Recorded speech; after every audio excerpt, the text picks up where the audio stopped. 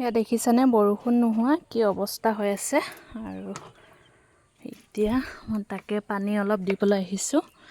মানুহজনে যিহেতু ধনিয়া গুটি পেলাই থৈ গৈছিলে, মাজে মাজে পানী দিয়া খাই বাৰু, তাকে পানী লৈ আহিছোঁ।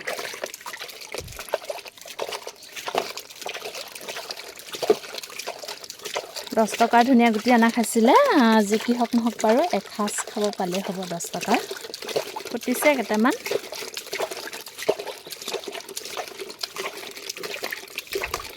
আৰু যিহে একদমবাৰে মাটিখিনি শুকাই আছে, এক বাল্টিং পানী দিলে একোডালেই নহয়, ৰাতিপুৱালৈ চাব একদম শুকাই থাকে। পানী দিয়া মানুহৰ হাইৰাণ হৈ যায়গৈ।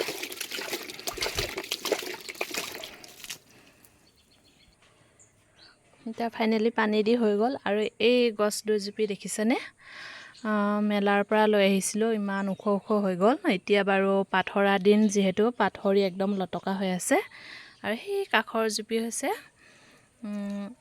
এই জুপি হৈছে ডালিম গছ, আৰু এই জুপি হৈছে প্লাম গছ। আৰু তাৰ লগৰ মানে গছজুপি কেনেকুৱা হৈ আছে আপোনালোকক দেখুৱাই দিম দেই। মই